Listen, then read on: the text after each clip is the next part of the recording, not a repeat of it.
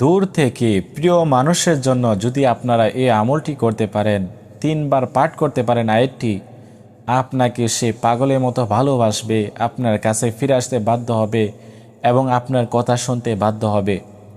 এরকম একটি আয়াত সম্পর্কে আজকে আলোচনা করব।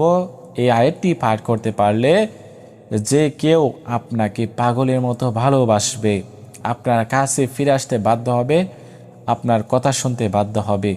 হ্যাঁ, তো এই আয়াতটির সম্পর্কে আজকে আলোচনা করব। আয়াতটি কোরআন শরীফ থেকে নেওয়া। আয়াতটি আপনাদেরকে খুব সহজে শিখিয়ে দেব এবং সহিহ শুদ্ধভাবে শেখাবো। আপনাদেরকে যদি আপনারা আমল করতে চান তারা অবশ্যই এই ভিডিওটি সম্পূর্ণ দেখবেন। কারণ হচ্ছে এই ভিডিওটি সম্পূর্ণ না দেখলে আপনারা আমলটি বুঝবেন না, করতে পারবেন না। দূর থেকে শুধুমাত্র 3 বার পড়ুন, ভালোবাসবে, আপনার কাছে ফিরে আসবে, আপনার পিছনে ঘুরবে, আপনার হয়ে যাবে। আপনি প্রিয় মানুষের জন্য আমলটি করতে পারেন। হ্যাঁ, প্রিয় মানুষকে কথা বলতে পারতেছেন না, আপনি একজনকে ভালোবাসেন কিন্তু বলতে পারতেছেন না, তো দূর থেকে আপনি আমলটি করেন। ইনশাল্লাহ যদি আল্লাহ তাআলা চান তাহলে হবে, ইনশাল্লাহ হবে। সম্মানিত দর্শক, যারা এই চ্যানেল নতুন আসছেন অবশ্যই চ্যানেলটি সাবস্ক্রাইব করে পাশে থাকবেন। এই চ্যানেলে আরও নতুন নতুন দোয়ার ভিডিও দেওয়া হবে, সেজন্য অবশ্যই চ্যানেলটি সাবস্ক্রাইব করে পাশে থাকবেন।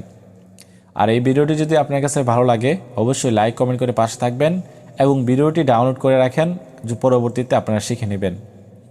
সম্মানিত দর্শক, তো এই আমলটি আপনারা কখন করবেন? এই আমলটি আপনাদেরকে আমি নির্দিষ্ট সময় বলে দিচ্ছি, ওই সময় করবেন।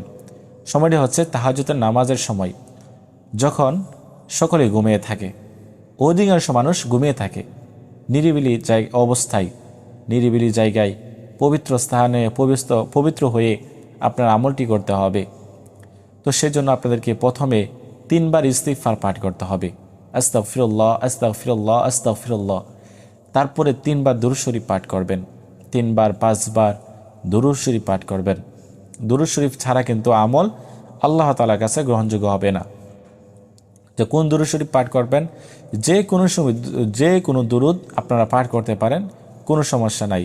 সাল্লাল্লাহু আলাইহি সাল্লামও পাঠ করতে পারেন, বা দুরূদ ইব্রাহিম যে দুরূদ শরীফ আমরা নামাজের মধ্যে পাঠ করে থাকি ওইটাও পাঠ করতে পারেন, পাঠ করে নেবেন।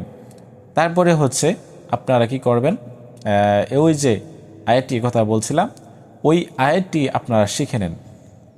ওই আয়াতটি ওই ব্যক্তিকে উদ্দেশ্য করে আপনারা এই আমলটি করবেন।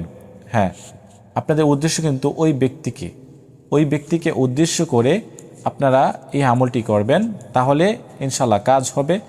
আর উদ্দেশ্য না করে করলে কিন্তু কাজ হবে না। তো সেজন্য উদ্দেশ্য করে আপনারা এই আয়াতটি পাঠ করুন।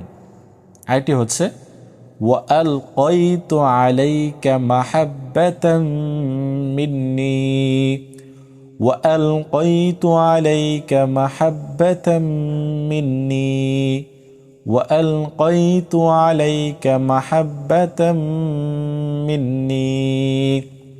অনেকে বলবেন, হুজুর এই আয়াত তো আমরা বহুবার শুনেছি বা পড়েছি, আমল হচ্ছে, কাজ হচ্ছে না। আপনাদেরকে উদ্দেশ্য করে বলতেছি, যদি আপনারা সহিহ শুদ্ধভাবে আমল না করতে পারেন, কোনো আমলই আল্লাহ তাআলার কাছে গ্রহণযোগ্য হবে না। সেজন্য অবশ্যই প্রথমে আগে আয়াত শিখুন, তারপরে আমল করুন, অবশ্যই কাজ হবে। যে কাউকে বাধ্য করার জন্য, বশ করার জন্য এবং আপনাকে সে যেন পাগলের মতো ভালোবাসে, আপনাকে সে মানে, সেজন্য আপনারা এই আমলটি করতে পারেন। তো যারা যারা আমলটি করবেন তারা অবশ্যই আমাকে কমেন্ট করেন। আপনাদের জন্য আমি বিশেষভাবে দোয়া করব, যাতে করে আল্লাহ তাআলা আপনাদের মনের আশাগুলো পূরণ করে দেন। সম্মানিত দর্শক, চ্যানেলটি সাবস্ক্রাইব করে কোথা থেকে দেখছেন অবশ্যই কমেন্ট করেন। আজকের মতো এই পর্যন্তই। আল্লাহ হাফেজ।